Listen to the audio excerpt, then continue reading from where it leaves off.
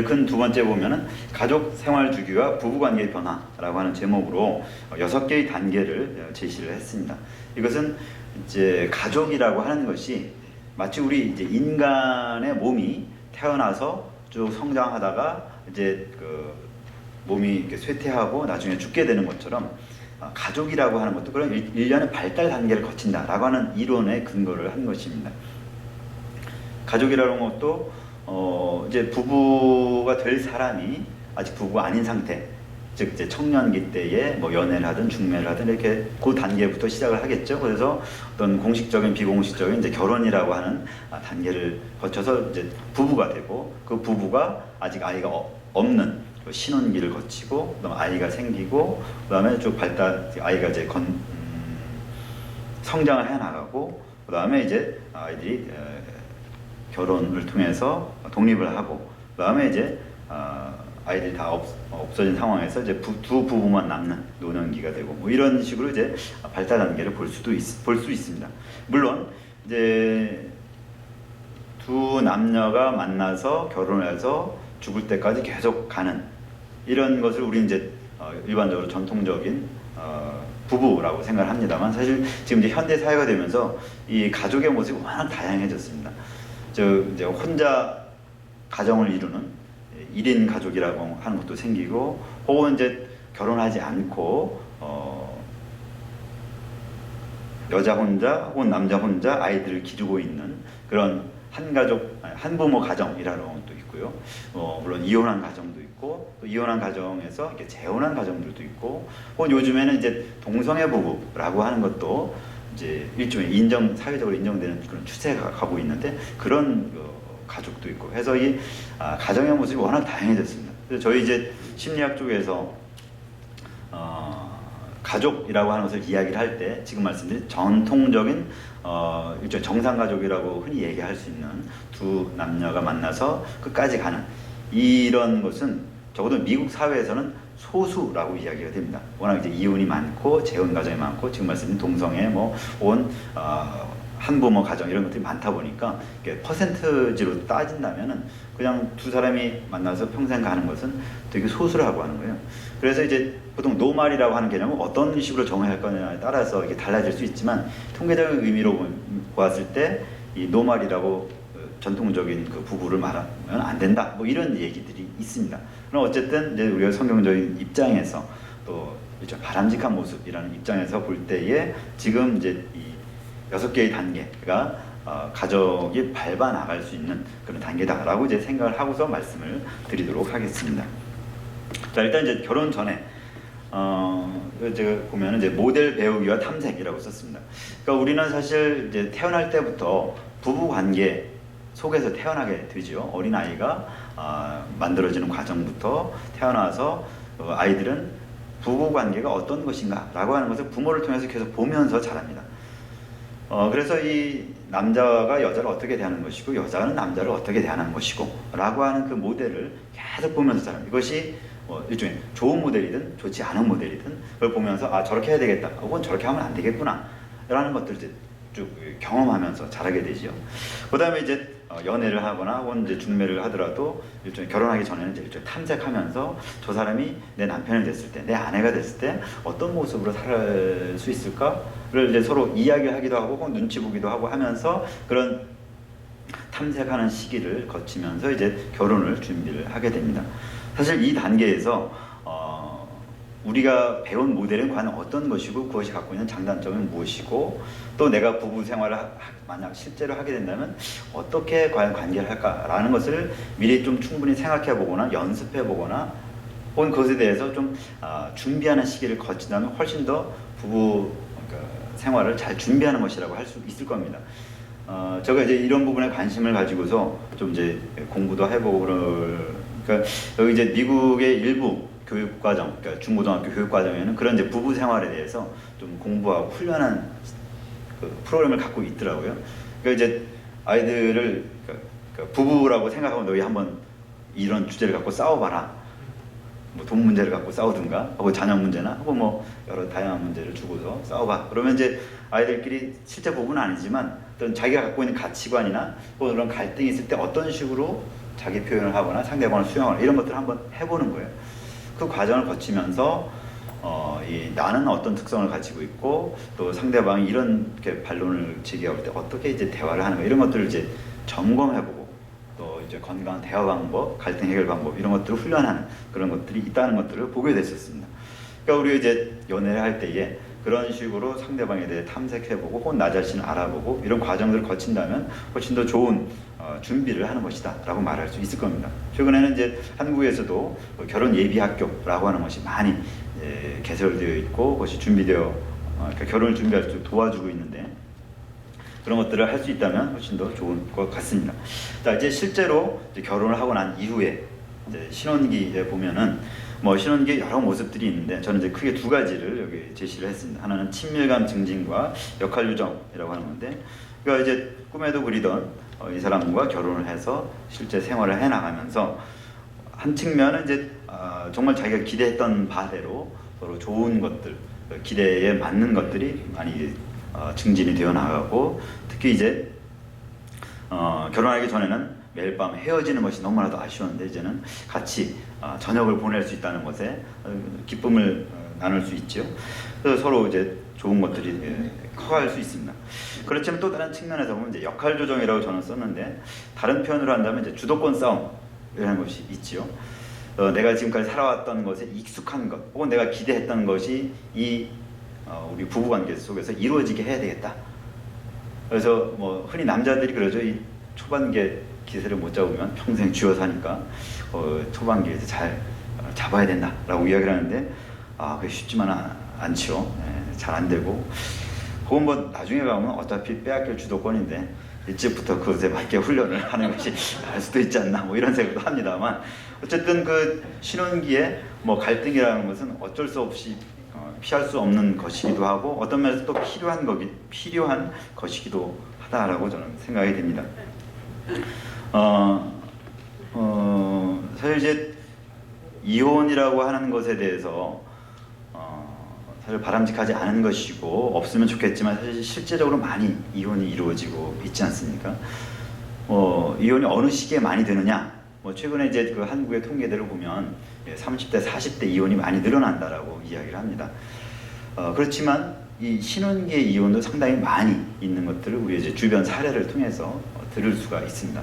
왜 신혼기의 이혼이 이렇게 많아질까? 아까 말씀드린 것처럼 우리가 연애를 거치고 이 사람 잘한다, 혹은 정말 잘 살 수 있을 것이라는 기대를 가지고서 결혼 생활을 시작을 했는데 왜 그렇게 짧은 시간 내에 그렇게 실망을 크게 하고 혹은 이 사람과는 정말 같이 못 살겠다 해서 이렇게 가는가?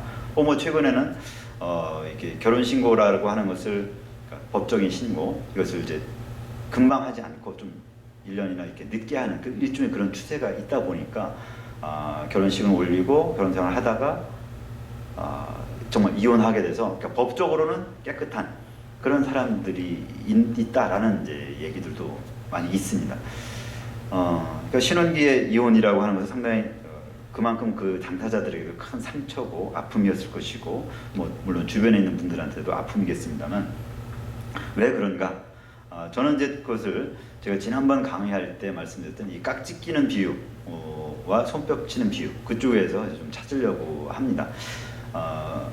그때 강의를 안 들으시는 분도 계시기 때문에 잠깐 말씀드리면 사람이 가지고 있는 이제 이 장점, 단점을 이제 손가락과 손골로 비유를 할 수 있는데 사람이 만난다라고 하는 것은 저 사람이 참 이런 면에서 장점이 있고 참 좋아, 혹은 이런 면에서 단점이 있고 난 싫어, 이런 식의 만남은 이제 손뼉 치는 만남.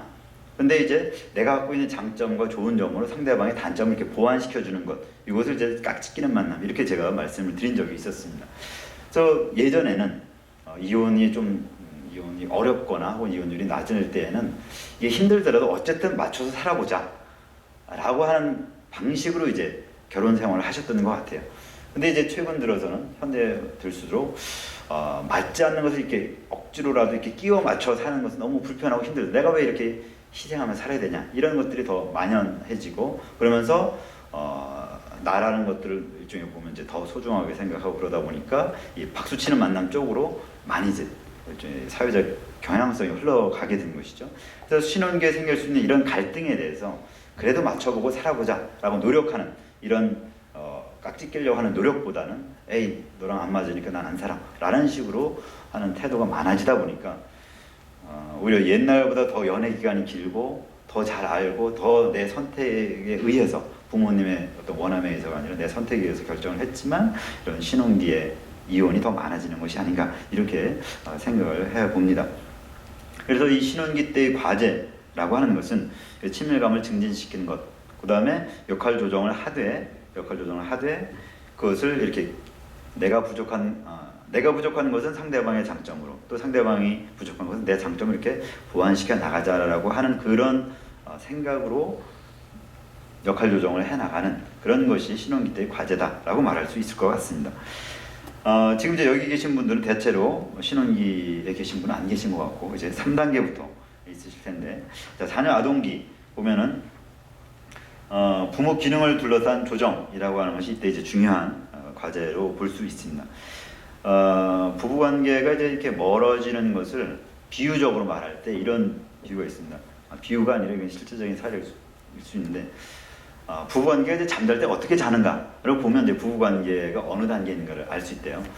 그러니까 20대 때는 부부가 이렇게 포개져서 잔답니다. 30대가 되면은 서로 이렇게 마주보고 잔대요. 40대가 되면 이제 천장을 보고 자. 50대가 되면 이제 등을 돌리고 자.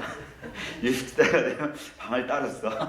70대가 되면 어디서 자는지도 몰라. 자, 이게 이제 자, 지금 어느 단계에 와 계신가요? 그 부부 관계가 이렇게 이제 물론 갈수록 더 이렇게 친밀해지는 가정도 물론 있겠죠. 근데 이제 대체 그런 순서를 밟는다라고 하는데, 그게 이제 갈라지는 때가 어느 때부터냐면 이제 애를 낳고 애를 기르는 요 이제 애가 한 3살, 4살 그때가 어떻게 가느냐에 따라서 그 이후에 금이 더 이렇게 심해지느냐 아니면 금이 좀 덜 심해지거나 금이 안 가느냐, 그게 이제 애를 키우는 과정에서 생긴다라고 하는 겁니다. 뭐 이제 여자분들 다 아시고 뭐 남자분도 아시겠지만 애를 베고 낳는다는 것 자체가 여성에게서 아주 큰 힘든 과정인데, 그것을 남편이 얼마만큼 이해해주거나 지지해주거나 함께 해주느냐라고 하는 것이 그 엄마, 그러니까 이 아내 입장에서 남편을 그 이후에 어떻게 보느냐에 아주 큰 영향을 미치는 것이라고 배워왔고 그렇게 알고 있습니다. 뭐 여기 계신 분들도 그러셨는지 모르겠지만 애 낳으면서 그 남편한테 내가 네 때문에 이렇게 죽을 고생을 한다 이런 생각을 혹시 하신다고 제가 들었는데, 어쨌든 애를 낳는 것 과정에서 힘들으셨고, 특히 애가 어릴 때 그 양육하시면서 뭐 거의 전적으로 이제 애를 돌봐야 되니까 그것이 참 힘든 과정인데, 그걸 남편이 밖에서 일하고 들어오셔서 물론 남편도 힘들겠지만 그 상황에서 이제 부인의 그런 것들 얼마나 잘 도와주거나 함께 해주냐라고 하는 것에서 이제 부인 입장에서는 되게 이제 고마운 마음이 생기거나 서운한 마음이 생기거나 그렇다는 거죠. 그러면서 이제 뭐 남편도 부인도 나름대로 이제 그 자녀 양육에 대한 일종의 가치관, 철학을 가지고 있고 그것을 적용하려고 하다 보면 뭐 최근에 한국에서 이제 조기 교육을 어떻게 할 것이냐, 뭐 영어 교육을 어떻게 할 것이냐, 뭐 또 예절 교육을 어떻게 할 것이냐 등등등 가지고서 뭐 충돌을 많이 하게 되죠.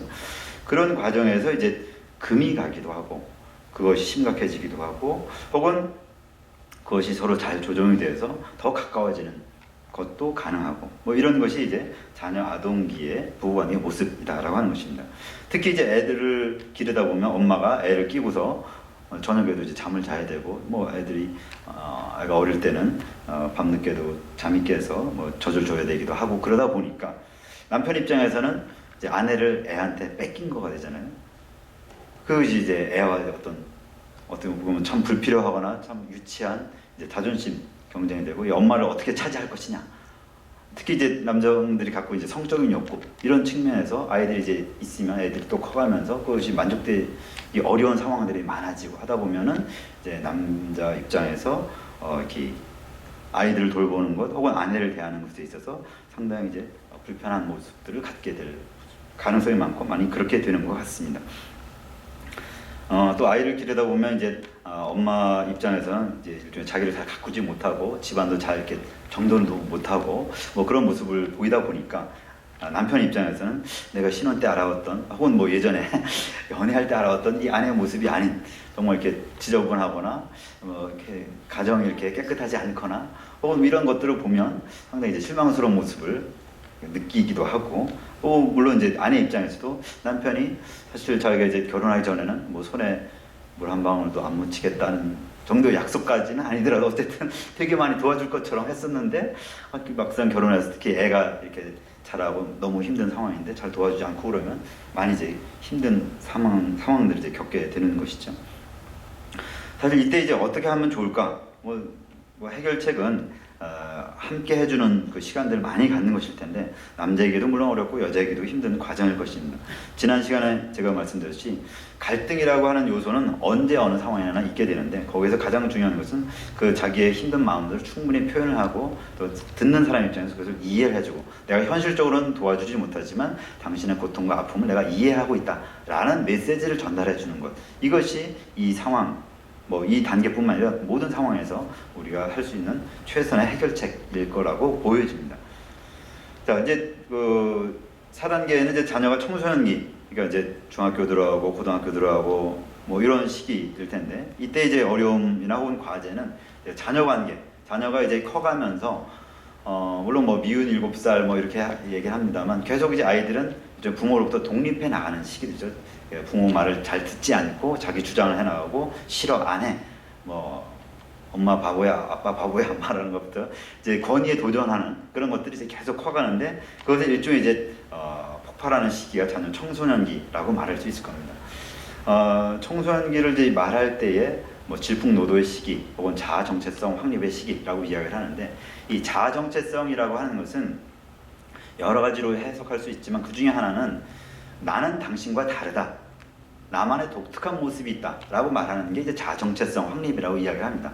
그럼 나만의 독립된 모습이 있다 라고 하는 것을 어떻게 실제로 나타낼 것이냐, 나는 당신과 다르다 라고 하는 것이거든요. 그 말은 곧 부모나 교사나 혹은 교회나 일종의 권위를 가지고 있던 내가 이제는 쫓아가고 순종했던 것에 대해서 나 그거 싫어, 나 안 해 라는 방식으로 실제로 표현이 많이 됩니다. 그래서 청소년기가 일종의 반항하는 시기로 어른들한테는 혹은 기존에 아이들을 다루었던 그런 교회나 혹은 교사 입장에서 봤을 때는 애들이 이제 자기 주장이 심해지고 일종의 말을 안 듣는 때로 보여지는데 그것을 이제 긍정적으로 본다면 자아 정체성, 나는 누구인가, 나는 나의 독립된 모습은 무엇인가, 이것을 이제 배워가는 시기라고 말할 수 있습니다. 이때 엄마에 대해서도 그렇고 아빠에 대해서도 계속 이제 갈등을 보이게 되는데 이 시기에 이제 부부도 이 아이를 어떻게 다룰 것인가에 대해서 계속 갈등을 겪게 됩니다. 특히 부부 관계가 이제 그 전 단계부터 이렇게 좋은 관계가 아니었을 경우에는 이 아이들을 자기 편으로 만들기 위해서 부모가 일종의 아이한테 자기 편으로 만들기 위해서 어떤 상대방을 비난, 그러니까 부부가 상대방을 비난하는 모습을 보이기도 하고 또한 아이들 때문에 어떤 때는 이제 뭉쳐지기도 하고 이런 단계를 거치고요. 또 부부 개인에게 있어서도 이때는 이제 부부가 40대, 50대가 되어가면서 스스로 개인적으로도 이게 중년의 위기를 겪는 시기가 됩니다. 즉 중년의 위기라고 하는 것은 사회적으로 봤을 때 이제 남자 입장에서 물론 이제 여성분들도 직장 생활을 하는 경우에 이제 이 40대, 50대라고 하는 것은 한편으로는 지금 단계보다 더 높은 단계, 그러니까 직장에서 일종의 승진이나 사업의 성공이라는 측면에서 봤을 때 그렇게 갈 것인가 아니면 이제 여기서 명예퇴직이나 혹은 이것을 접고 다른 것을 해야 될 것인가 하는 것이 이제 갈등되는 그 시기일 수 있고 만약 이제 일을 따로 안 하고 계셨던 이제 부인의 입장이라면 아이들이 이제 커가고 남편도 사회생활에서 나름대로 뭔가 이렇게 이뤄나가고 있는데 본인은 뭔가 이제 가족을 위해서 계속 희생해서 살아왔지만 내 자신으로서는 뭐가 이렇게 남아있지 않는, 나는 과연 무엇인가 라고 하는 것을 공허감을 느끼는 그런 시기다라고 말할 수가 있습니다. 그리고 이제 여성의 경우는 신체적으로 이제 폐경기가 가까워지거나 혹은 폐경기를 겪으면서 개인적인 신체의 어떤 변화 이런 것들이 심각한 어려움으로 겪기도 하고요. 또 부부관계에 있어서 아까 제가 어차피 빼앗길 주도권이라고 말씀드렸는데 이 40대 이후부터 이제 남성과 여성에게 있어서 이 성 호르몬의 비중이 조금씩 이제 변화가 생기기 시작을 하지요. 남성들은 여성 호르몬이 이제 조금씩 더 많아지기 시작을 하고 여성들은 이제 남성 호르몬이 많아집니다. 그래서 이제 참 이렇게 순했던 부인이 조금씩 이제 호랑이가 되어가고 걷잡을 수 없는 맹수가 되어가는 과정을 거치면서 부부관계가 아주 쉽지 않은 상황이 되어가기도 합니다. 그것이 이제 이 자녀 청소년기고요. 자녀 독립기가 되면은 자녀가 독립되어서 이제 나간다. 즉 대학교 가고 혹은 뭐 직장을 생활하고 혹은 결혼하고 이렇게 가면서 그들을 이제 어떻게 떠나보낼 것인가, 그들 관계 어떻게 할 것인가가 상당히 이제 쉽지 않은 과정이죠. 뭐 이게 특히 이제 딸 결혼시킬 때 아빠들이 많이 운다라고 제가 들었었는데, 물론 어머님도 많이 우시죠. 그 상시대 과정들을 어떻게 겪어나갈 것인가, 그 과정에서 부부가 어떻게 서로 지지할 것인가 라고 하는 것이 중요한 과정이고, 또한 이제 아이들이 이제 없는 상황에서 부부끼리만 이렇게 생활을 해나가야 되는데 그것이 참 쉽지 않은 과정일 수 있습니다. 이제 그 부부 생활을 하시면서 대화의 내용을 좀 잘 분석을 생각을 해보시면 아이들을 소재로 해서 대화가 많이 됩니다. 그럼 우리 대화에서 애들을 빼면 할 얘기가 뭐가 있지? 별로 없는 경우들이 많이 있습니다. 우리가 잘 생각해 봐야 됩니다. 그러니까 부부의 기능 중에서 부모로서 하는 기능 아주 많고 참 중요합니다. 그렇지만 그럼 부모로서의 기능 빼고 그 나머지 우리가 하고 있는 부부끼리만의 그 대화나 그 기능은 뭐가 있는가? 이것이 적다면 이때에 많은 위기를 겪을 가능성이 있습니다. 서로 할 얘기가 없는 거예요. 서로 텔레비 보고 그냥 뭐 자기가 좋아하는 거 각자 취미 생활하고 공통의 주제라는 게 애가 없어지면 없다라고 한다면 좀 심각한 문제가 되는 것이죠. 그래서 뭐 이때가 되면은 이제 뭐 직장 생활하시는 분들도 은퇴를 하시고 집에 오시는 경우들도, 집에서 생활하시는 분들 많이 계신데, 그럴 때 부인들이 참 힘들어하신다 그러죠. 저기 삼시세끼 다 밥을 해 드려야 되고, 혹은 뭐 같이 계속 생활을 해야 되니까 할 얘기도 없는데 너무 지겹기도 하고, 당신은 왜 사회생활이 이래 하고 자꾸만 이제 용돈 줘서 쫓아내 보려고 하는데 안 나가고. 근데 그때부터 남자들은 이제 뭐 이렇게 계속 집에만 있으려고, 이사할 때도 빨리 강하지 않고서 화물칸에 타려고 한다고 하죠. 쫓겨나면 안 되니까. 그러니까 이 부인 입장에서는 이제 아까 말씀드렸듯이 남성 호르몬이 많아지니까 사회생활도 예전보다 좀 더 왕성해지고, 그래서 이제 여성들은 혼자서도 잘 살아갈 수 있는데 남자들은 이제 혼자서 살아갈 수 없는 그런 모습들이 자꾸만 커지고, 뭐 이것이 이제 이 5단계의 모습이라고 제가 알고 있고 또 이렇게 보고 있습니다. 그런 모습들에서 어떻게 할 것인가, 뭐 아까 쭉 나온 거지만 부부 관계에서 부부끼리만 할 수 있는 대화나 활동이나 그 관계를 증진시켜 나가는 것들이 아주 중요한 것이라고 할 수 있습니다. 애들 주제로 말고 우리끼리는 서로에 대해서 이야기하는 것, 뭐 신앙인들이라면 뭐 같이 신앙에 대해서 논의하는 것, 혹은 뭐 일반적인 취미 생활을 같이 하는 것, 같이 공통의 소재를 가지고서 이야기하거나 활동할 수 있는 것들을 넓혀가는 것, 뭐 사회봉사를 같이 한다든지 뭐를 같이 배운다든지 이런 공통의 주제들을 발달시켜 나가는 것이 아주 중요한 일이라고 말할 수 있을 것 같습니다. 마지막 6단계가 되면은 이제 노년기, 이제 친밀과 상실이라고 제가 썼는데요. 그러니까 이제 그 자녀 독립기를 거쳐서 정말 부부만 남는 이제 시기가 되죠. 그래서 정말 이제 개인적으로 일생 혹은 저 두 사람이 부부 관계가 되어서 지금까지의 그 관계들을 되돌아보게 되는 시간들을 이제 많이 갖게 되고, 그러면서 이제 그 관계 속에서 얼마나 우리가 잘 살아왔는가라고 하는 그 느낌을 갖는 것, 이것이 아주 중요한 과제다라고 말할 수가 있습니다. 그래서 잘 살아왔다라고 하는 것은 우리가 뭐 돈을 잘 벌었고 애들을 잘 교육시켜서 잘 결혼시켰다라는 일단 어떻게 보면 이제 객관적인 성과라는 측면에서 잘 살았다, 이것도 중요하겠지만, 제가 의미하는 잘 살았다라고 하는 것은 이 시기에 우리가 일생을 회고해 보면서 혹은 부부관계 회고해 보면서 우리에게 즐겁고 좋은 관계의 경험들이 얼마나 많이 있었는가라는 것을 많이 기억할 수 있느냐라고 하는 것으로 보는 것입니다.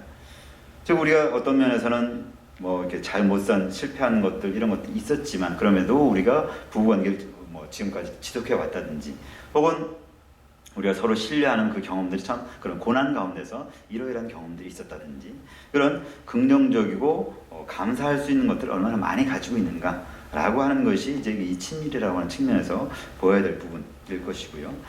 그다음에 이제 노년기가 되면 어쩔 수 없이 우리가 신체적으로 힘들어지고 혹은 이제 배우자 중에 어떤 분들이 한쪽이 이제 먼저 세상을 떠나시고 이런 것들을 이제 경험을 하게 됩니다. 그러니까 이 상실이라고 하는 것, 그러니까 실제로 한 분이 이제 떠나가시는 그런 것도 하나의 상실이 있지만, 뭐 우리가 이제 신체적인 기능이 이렇게 불편해지는 것도 하나의 상실이고, 혹은 이제 이렇게 기억이 없어지거나, 혹은 치매 같은 것들이 이제 우리 질병으로서 찾아오거나 이렇게 할 때의 그런 상실, 이런 것들도 상실이라고 볼 수 있습니다. 그럴 때에 이제 배우자로서 그런 본인의 상실, 상대방의 상실을 어떻게 이제 이해하고 함께 가느냐라고 하는 것이 이 단계의 중요한 과제다라고 말할 수가 있을 것입니다. 뭐 간단하게 지금 이제 결혼 생활, 가족 생활 주기와 부부 관계의 모습들을 살펴봤었는데, 물론 이제 제가 말씀드린 것 이외에도 아주 다양한 모습들이 이 각 단계마다 독특한 모습으로 있을 것입니다. 여러분들께서 지금 현재 이렇게 처하고 계신 그 단계에 따라서 일종의 그 독특한 모습의 갈등들을 혹은 뭐 이 과제들을 수행하고 계실 것이고, 그 각각의 모습들은 아까 처음에 말씀드린 것처럼 다른 부부와는 많이 다른 모습이라고 알고 계실 겁니다.